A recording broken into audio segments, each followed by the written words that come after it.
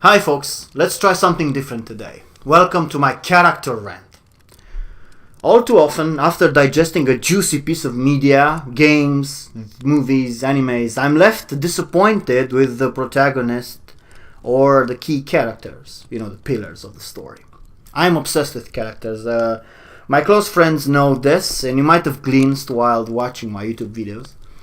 It is a big slice of my job. What puts bread on the table? This is a topic that interests me. People write characters for games, for pen and paper, movies. They bounce them against their peers and they receive praise. Because, in this day and age, we praise stuff that works. We praise mediocrity. Every key that fits a particularly lock is a manifestation of genius. So no sir, unless you're a hardened veteran, your characters more likely suck. Perhaps they fit the context and expectations of quality from your close peers, but you gotta strive for better, gotta go next gen, man. Characters are the vehicles of your stories, make no mistake. A meta story or premise can be as fresh as snowy mountain peaks, but if the characters leave to be desired, or in extreme cases they're obnoxious, the mind of the reader just closes. They're no longer reaching out with sensible antennae, nimble, eager to hop over the bumps in the road, the stuff that does not quite fit as you wrote it. Instead, they turn into a tank, like they hunker down, and they're not open to exchange and dialogue between you themselves and your characters. So, a buzzword that people use is relatable. A relatable character makes for a good character, but what does it mean, relatable? It's an umbrella term, for sure. It describes outcome, not ingredients, like food should be tasty. Right. Let us split the word relatable into smaller divisions to gain some perspective. So firstly, we have characterization, which is the inner sphere, right? That has some atomic ingredients and rendition. We don't care about that right now. But after characterization, you have the framing, which is the outer sphere. So we will talk about characterization and framing for a bit to understand how these two come together to create a good character. Now, truth be told, writing a characters and writing a good story, it's a bit of an arcane practice. Half science, half gut feeling, expectations, media. As you write, you're a product of your own environment. Your audience is also a huge factor. But if you keep these two concepts in mind, characterization as an inner sphere with atomic ingredients and the framing, the stuff that it's outside, if you keep these two ideas together, it will help you, right? If you stumble on those videos, how to write a compelling character in 6 rules, 5 simple rules to write and create a good character, stay away from that stuff. That is not going to help you. The fact that you know the recipe, it does not make you a chef. That's just won't help you. Yeah, you could follow them rules and get something. But you need to understand character making a bit deeper. You don't need to be schooled. Just, So, let's talk a bit about the first aspect, right? The characterization, the inner sphere. And this has 2 topics. It has 2 shelves, yeah? The atomic ingredients and the rendition, which means the pillars of the characters and how you project them. So, characterization and the atomic ingredients. So this is the core of your character, yeah, right? The inner sphere, the lava bit, like the beating heart. The atomic ingredients of what gives the shape and color of your character, but also what the character projects around him or her. Flaws, desires, education, these are these ingredients. Actions and demeanor are the reflection of these things. The relationship needs to be direct to have a healthy readability from the player or reader. By indirectly being exposed to the characterization, the player needs to go from what the fuck to aha in a straight line. Like establishing a profile for a criminal. The pyromaniac is the sole survivor of a house fire at an early age. So that's how the relationship of ingredients work. Now, contrary to the popular belief that having the space to unfold the character to achieve a healthy characterization is mandatory, that is not necessarily true. It helps, but you don't need that. As an example, in Star Wars, Ahsoka Tano gets more screen time than the Rey from the new movies.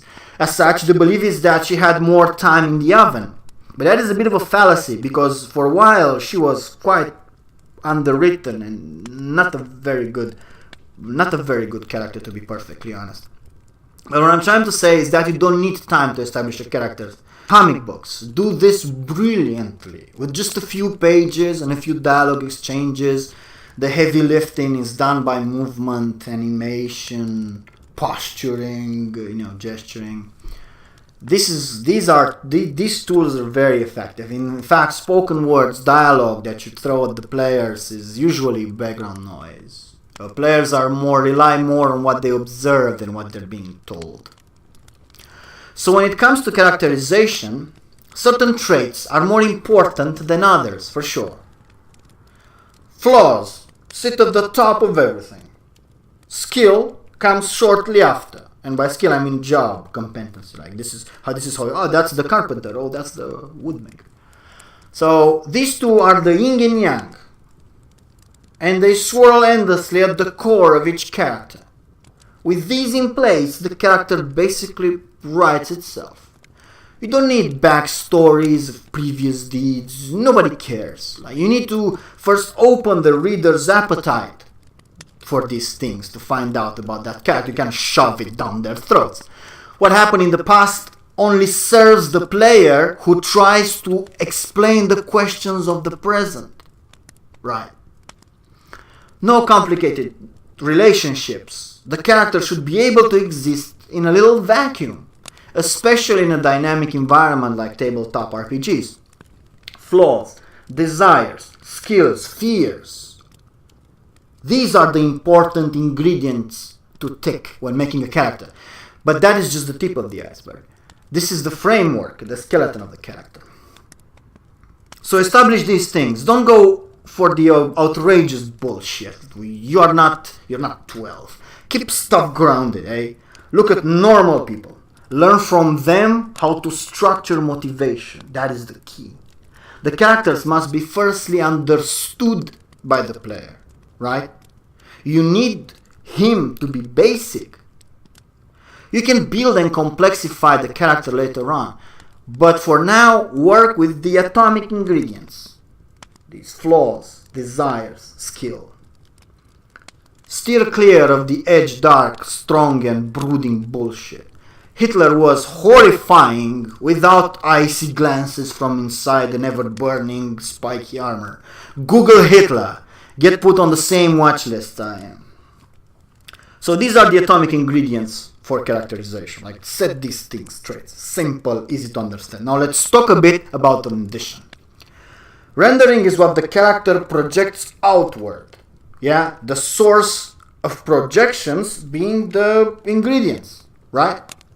When rendering your character, you need to get in his or her skin, 100%. And that is the tricky part, because in order to go underground, you need a stable structure, a stable mine shaft, a well with stable walls. You achieve this framework with the atomic ingredients. That's your safety net. Just something that frames the character well, cut the fat out. Simple. What comes next is the hardest aspect, which is your transformation. You gotta step into that character's skin. Practice, talk like that character a bit alone. Find some mannerism, gestures, little things. You don't need to go full method acting here. Now find quirks that are easy to act and easy to grasp, and they're visible from a distance to the players and the readers. Yeah? Think of their education, how they use their words wrongly, how they're quick to agree or change their minds mid-sentence. Going deep, act it. Deep desires, fears, act with emotion, like you're driven by something. Put their emotions, strong and weak, at the forefront of that character's interactions, and don't be shy. You need as much initial inertia as you can get. Get harder on. Now all the stuff I told you guys is good for when you're writing a character for a book, a novel, short story, or a video game. To act that character is very helpful. Now when you're writing, on your role-playing at the D&D or whatever, characters of opposite sex is a bitch. I know. Or at least characters you're not comfortable with. Prancing around a player or players, going against your natural instincts, likes and dislikes is tough, super tough. Being consistent and having growth is even harder. But take it slowly, baby steps. Unfold like a flower in layers. But each time, go cut deeper. Become the character. Fall in love with the gender outside your sexuality, or even alien. Understand them, players. Create the conflict, make mistakes, but allow the player the agency to shape you in a considerable measure. Don't make Mary Sue's or Gary Stews, which are basically author inserts in the story, perfect and unchallengeable, strong, with solutions to all problems, self-taught, young and powerful, masters of everything, drop-dead gorgeous with a body to kill for, trained by orcs from age of 4. People hate those characters.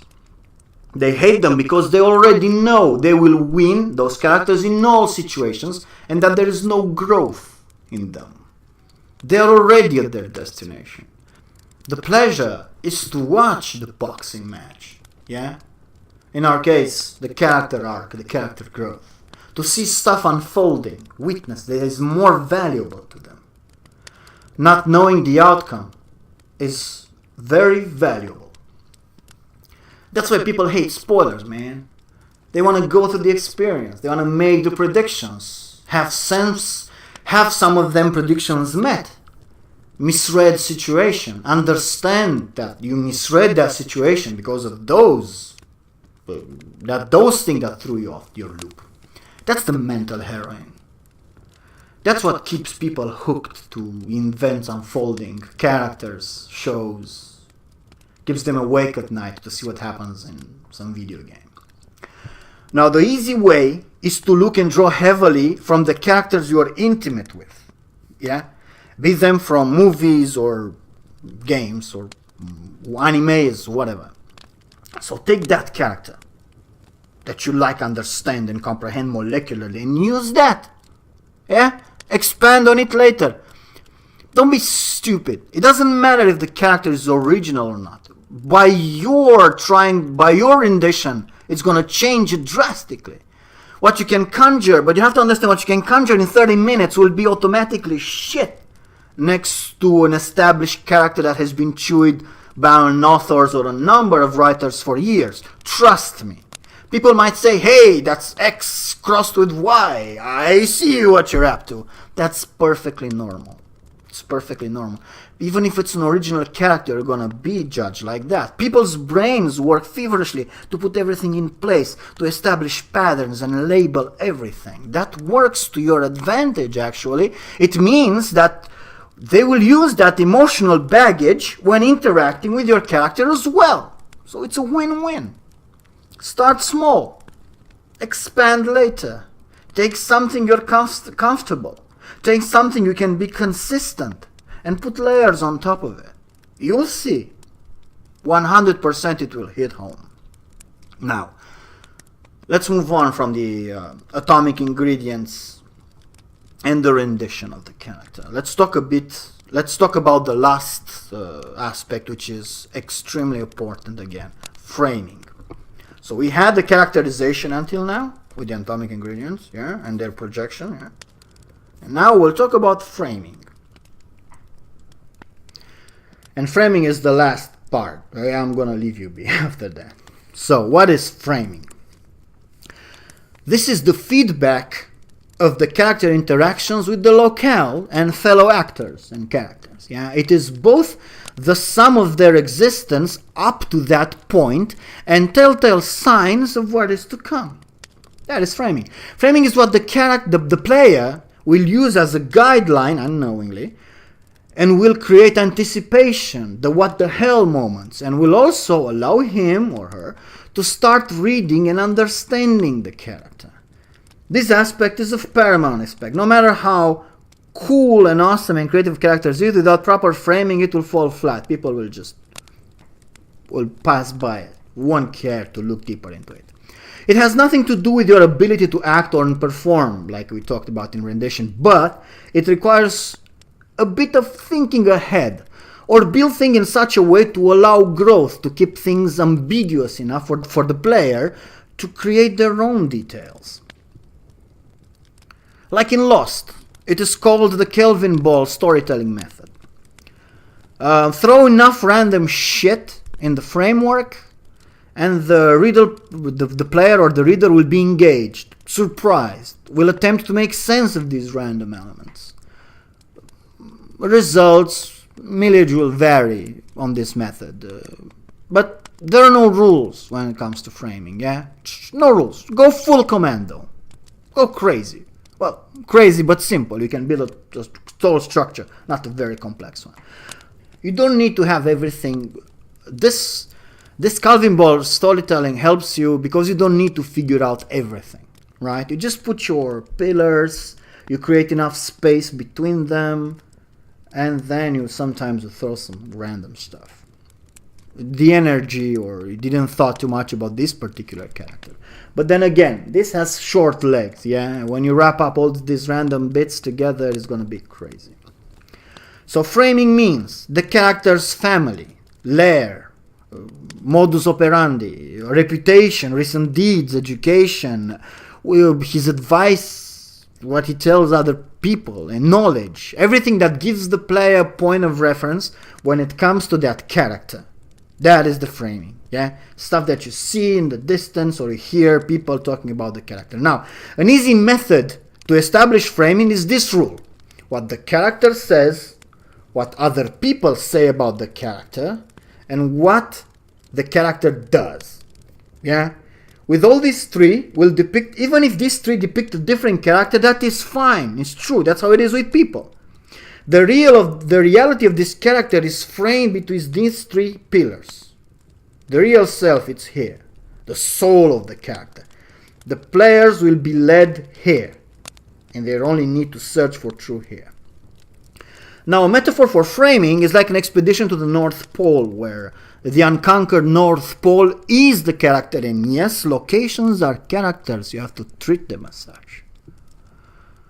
Now, without framework, when a player disembarks on the frozen wastelands, going through, various dangerous biomes with painful progress, frost bites, all that shit, the exploration doesn't feel very rewarding, at least when it comes to resource depletion versus ground covered versus satisfaction. This is because only the first pillar is covered, what the character says, what the North Pole says. If we add the other pillars, like him finding camping sites of other famous explorers, one by one, then their remains, it frames the effort and sacrifices of those that came before him. And that's the pillar what the character does.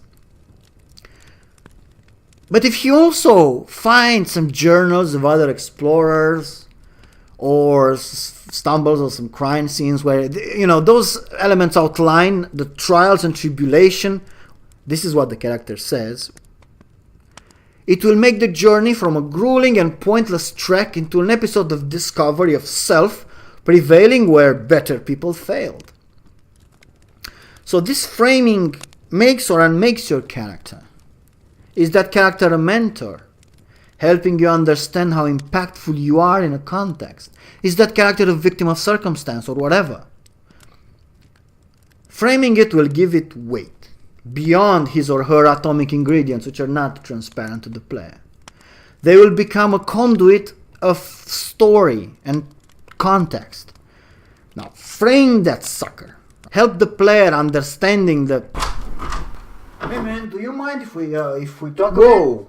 Hey! Hey man! Yo, sorry if I bothered.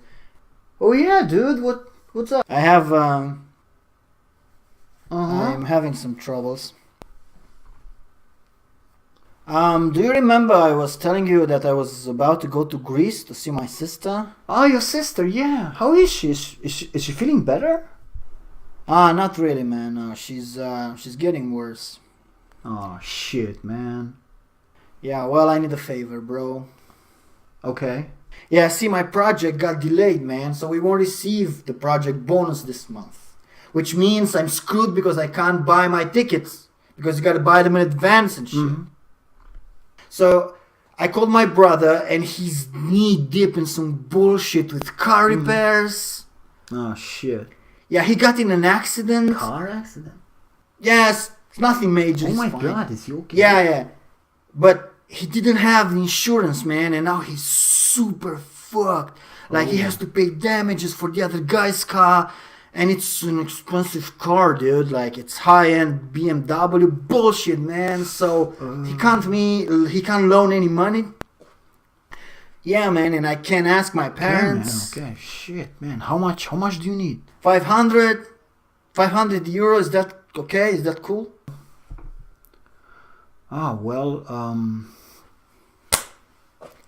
Yeah, sure, okay. Yep.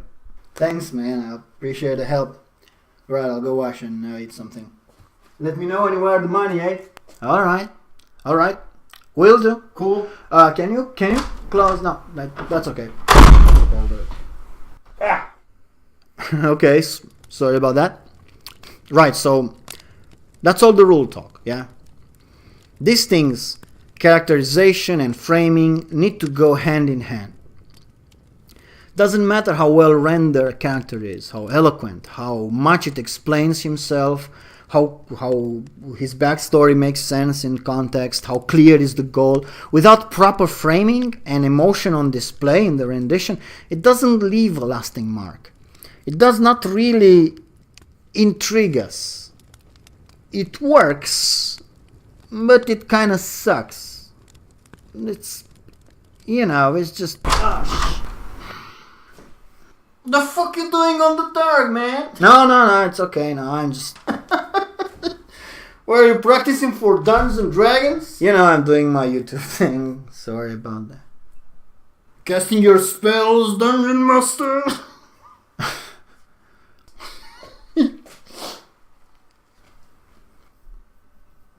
Dude, pull the covers. People will think you're a cultist or something. Satan worship. Yeah, well, it's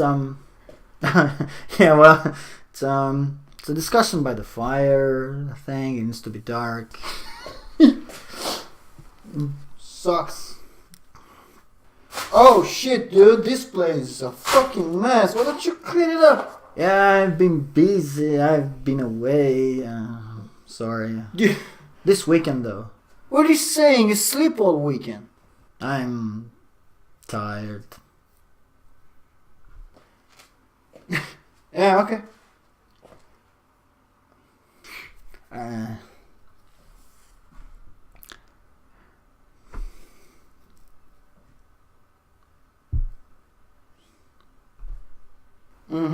Yeah, right. I'll go take a shower and listen, man, don't hate, but remember that thing I told you about? Ooh, what thing?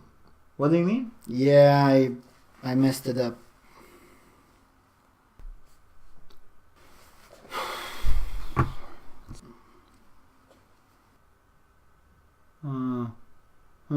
Yeah, well, no, it's gone now, and poof, and I have to pay for the resulting clusterfuck.